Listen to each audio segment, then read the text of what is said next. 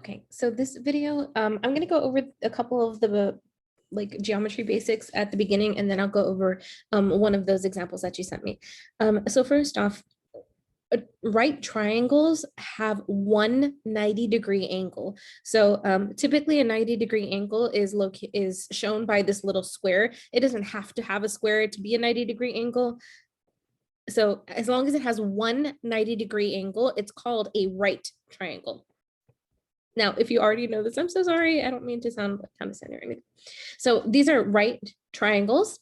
Now, for right triangles, the longest part of that triangle, we're going to call C. It's also known as a hypotenuse, but we don't need to focus on that. We're just going to call it C. So the longest part is always going to be called C in our case. Okay, so according to that video that you saw, if you are given any two sides of the triangle, it doesn't have to be the longest side. It can be any two sides of a right triangle. Then you can use the following equations. So again, let's say that you are given a triangle and these other two sides we can call A or B. This one's going to be A or B. So for example, if you're calling this one A, then this one's going to be B, and vice versa. If you're calling this one B, then this one's going to be A. That part doesn't really matter as long as the longest part is called C. Okay, so if you know two pieces of your triangle, then you can solve for the third. Okay, so for example, let's say you know A is this and B is this. Okay, if it's a right triangle, then you can use this equation down here. So let's say that this was 4, this was 5, and we wanted to know what this was.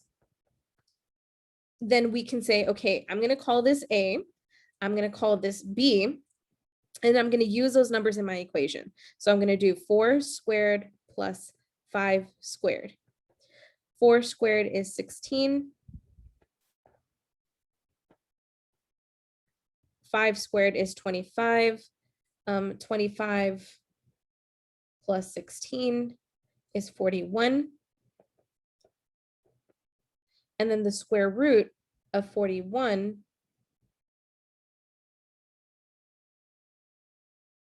is 6.4. So one way that you know that you did this correctly is if you're solving for C and C is the longest part, well, then this number that you solved for has to be bigger than this number or this number. Okay, so again, if you are given any two sides, you can use this first equation to solve for the longest side. Okay, so then you can just kind of plug in your numbers. Again, mathematically, if you flipped them, for example, if you called this A and you called this B, you'd still get the same answer. This would still be 5 squared plus 4 squared. This would still give you the square root of 41, which is still going to give you 6.4. Okay, so again, the A and B labels don't matter as much as long as the C is the longest part of the triangle.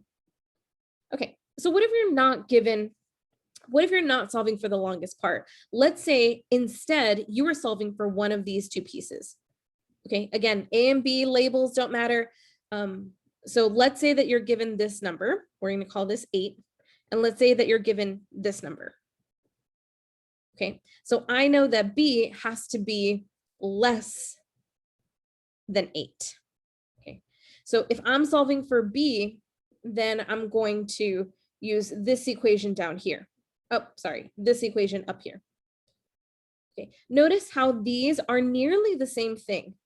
These two equations are nearly the same thing. The only difference is in this case, we're subtracting A squared to solve for B. This one, we're subtracting B squared to solve for A. Now, the way that we're getting that, if it's not something you wanted to memorize, we're getting it from this piece. So we're saying, okay, let's say I want to get this. by itself. Okay, I'm going to move this over.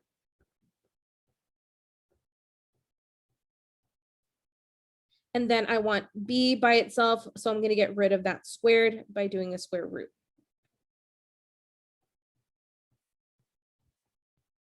But the same process goes if I wanted to solve for a instead. Again, you can see the similarities between this. This is just the longest part minus a, and this is the longest part minus b. So let's say that you wanted to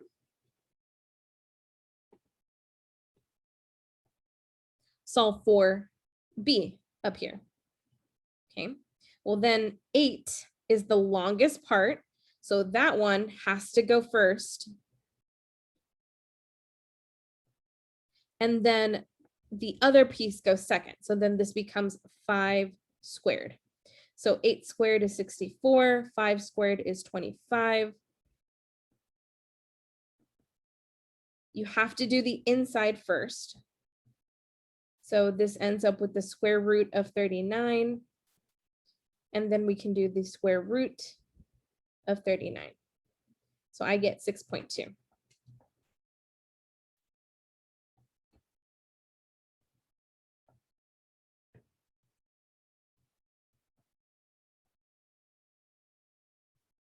Okay, so these equations are helpful if you're trying to solve for one of the sides and you know what the other two sides are.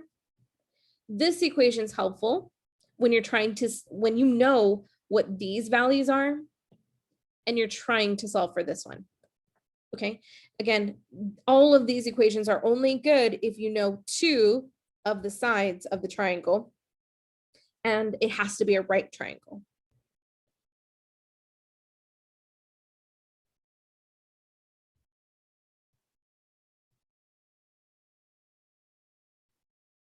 Okay, so let's say that you're only given one side of the triangle. So again, we're looking at a right triangle. Okay. I know that one of my angles is 90 degrees. Let's say that you are given only one of the sides. Now, it doesn't really matter which side is which. If you look at the equations that they gave you, you know how earlier we called the longest part C? Well, they are calling the longest part T.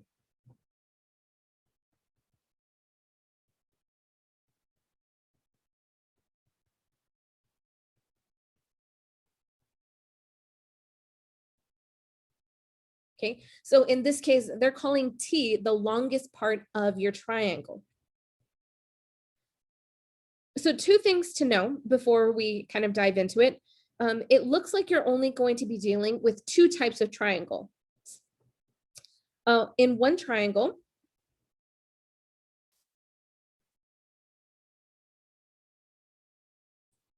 is a 45 degree triangle. Now, in a 45-degree triangle, both of these angles are 45 degrees. That's kind of like one of the properties of right triangles. Okay, so if one of them is 45, then both of them are 45. Okay, also,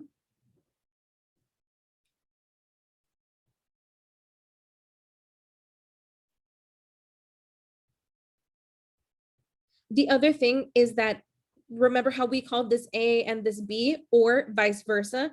I could have called this B and I could have called this A.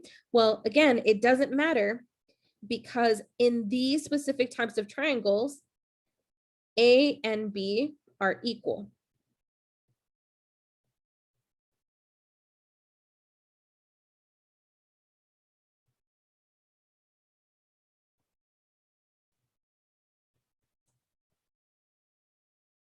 Okay, so in a 45-degree triangle, if they tell me that this is 45 and they tell me that this is 10, then automatically I know that this is also 45 and this is also 10. Okay, now that I know these two pieces, I could go and use my equations for a right triangle, or I could use the equations from above, okay? Because now I know two sides, right? So I could use this equation if I wanted to, if you feel more comfortable using that. But let's practice using these equations, okay? So again, looking at their triangle, I know that this is 45. I know A is the same as O. So they're telling me that if I know what A is, or I know what O is, I can use both of those pieces to solve for T, okay? So with these equations, I'm gonna recommend that you ignore these pieces and just look at this.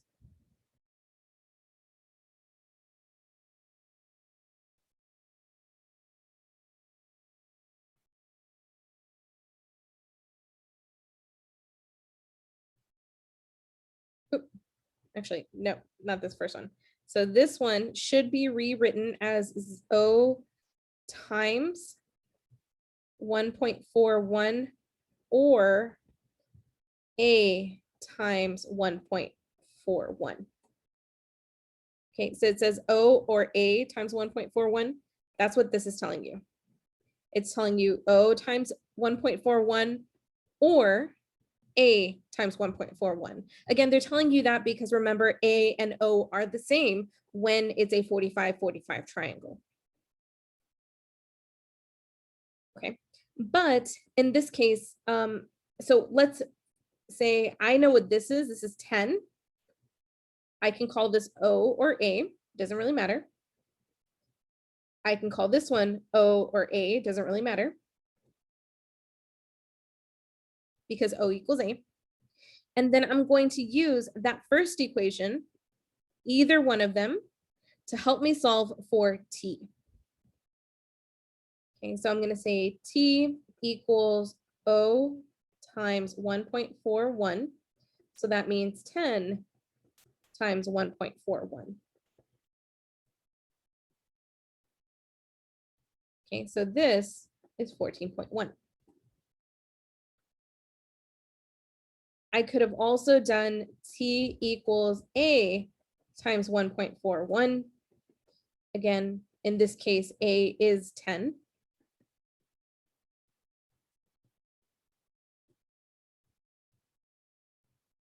Either way, I get the same answer. Okay, so that's one example. What if instead they gave you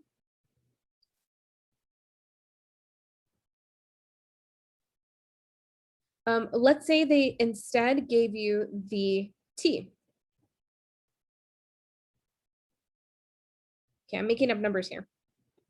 Let's say they gave you T, but they also gave you that this is a 45.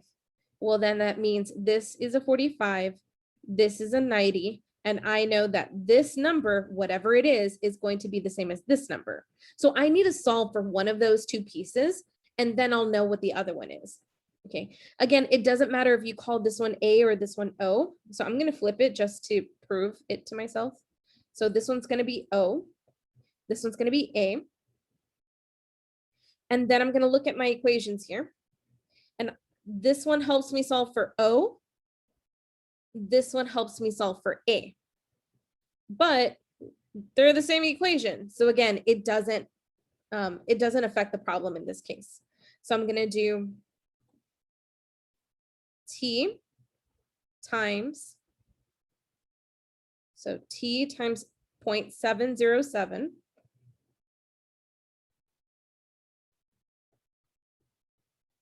equals A. So then I'm going to do 8 times 0.707.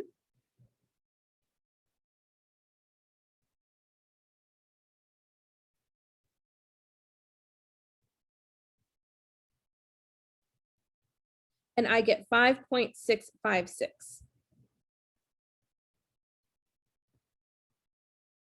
And that gets me A. Okay, we know that A is the same as O. So I can just write it down, or I can figure it out myself if I really wanted to. So O equals T times 0.707. So 8 times 0.707, which gives me 5.656, which is equal to O.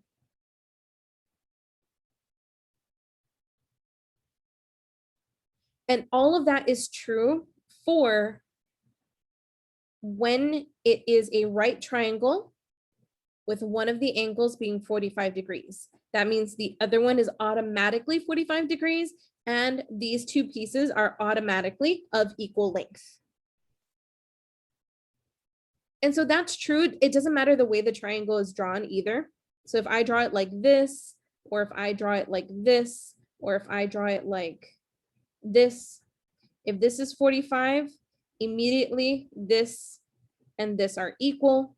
If this is 45, this and this are equal. If this is 45, this and this are equal.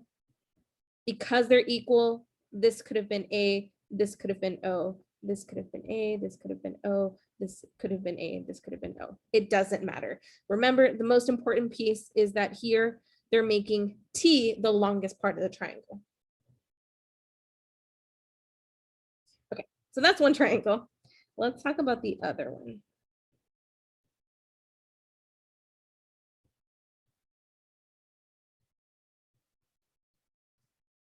Okay. So the other type of triangle is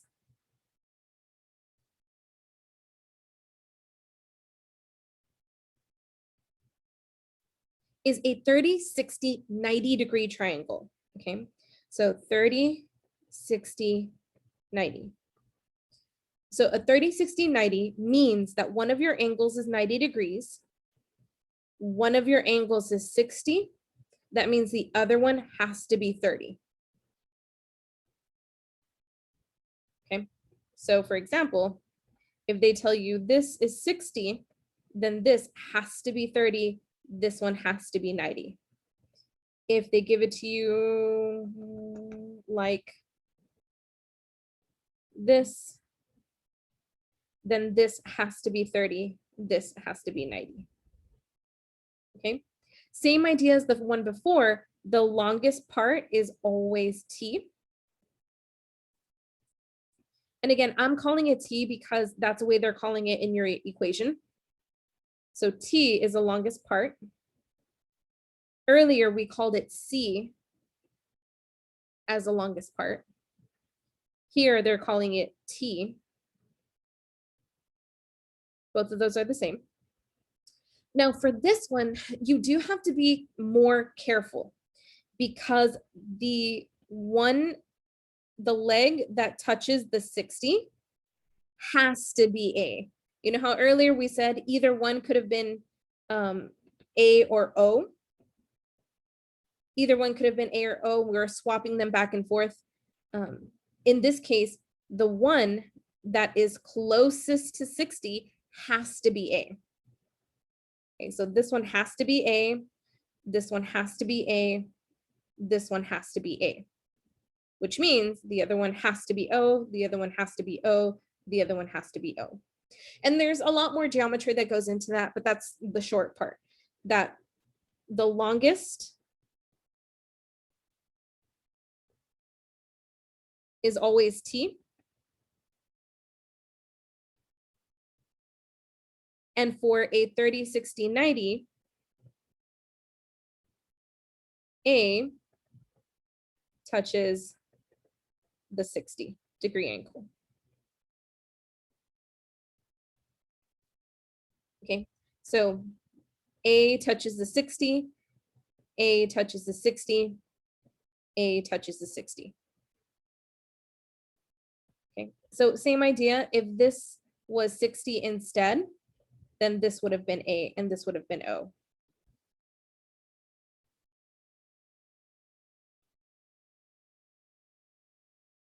Okay, so now that you know your labels, as long as we can label them correctly, then we can look at our equations and say, okay, it doesn't really matter which one that we use to solve it. If you notice, they actually give us two different versions. I can solve for t using this equation or this one, depending which one you have enough information. I can solve for a using this one or this one. I can solve for O using this one or this one, depending on which one I have the most information for. So for example, let's say I told you A and I told you 60. Okay.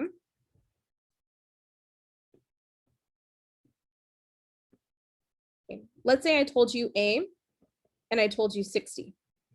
And I wanted to figure out what is this and what is this.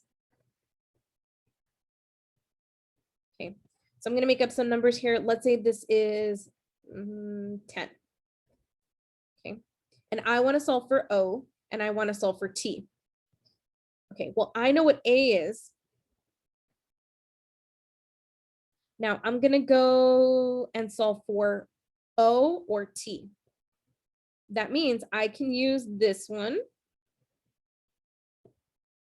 I can use this equation to solve for T, or I can use this equation to solve for O because I know what A is. So if I know what A is, then I can use this equation to solve for T or this equation to solve for O. And the reason that they give you so many is because once you know more information, then there's like multiple correct ways to do it. So for example, let's say I solved for O and I said, okay, O equals A times 1.73. So then this is 10 times 1.73, which is 17.3. Okay, now I have more information. So I could solve for T using this equation, or I can solve for T using this equation. So I can solve for T using this one, or I can solve for T using this one because I have more information. So either one of them is going to work out and I should get the same answer. If you have enough time, try both of them.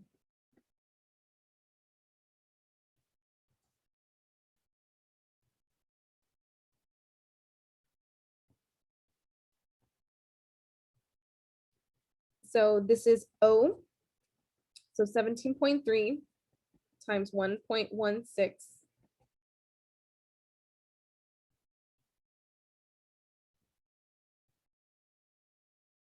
So this is 20.068. That is one way to do it. I could have instead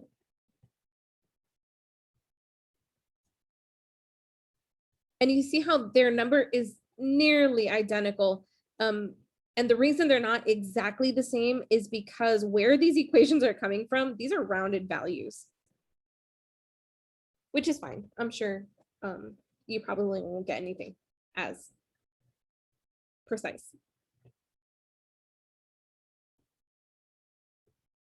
So let's try another one. Let's say that you are given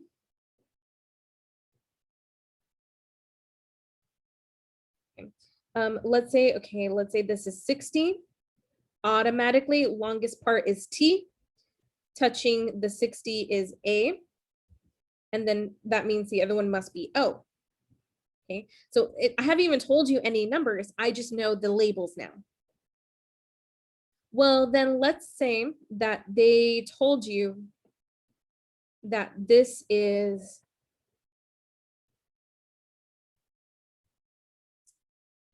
let's say this is 5, and let's say this is 3.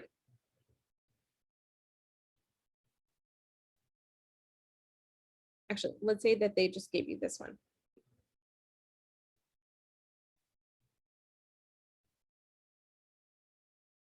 Also, again, without even knowing this 5, I know that this is 30 degrees and I know this is 90 degrees. Okay. So then let's say this is 5. They told you this is 5, or you were able to figure it out depending on the other example. So then I want to know what is this number, and I want to know what is this number. Okay, so again, going back to my formulas, I want to solve for A.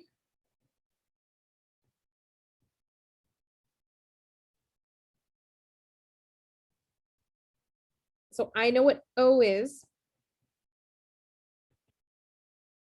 and I want to solve for A. Okay, I know what O is, and I want to solve for A.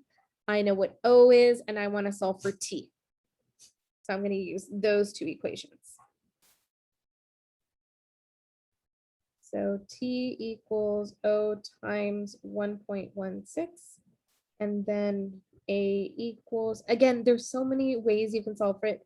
Once you know one number, you can do different ways of solving the same question.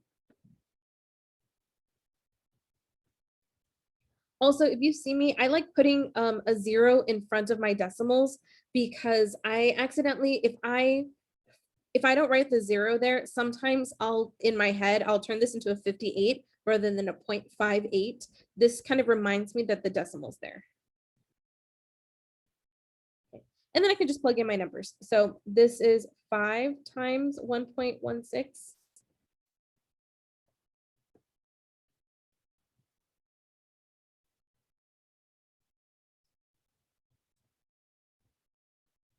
And then this is 5 times 0.58.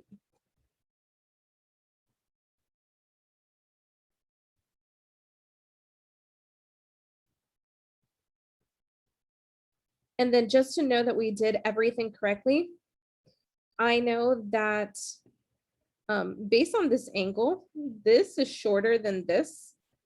Just by kind of looking at this drawing, this number has to be smaller than this one. Yes, it is.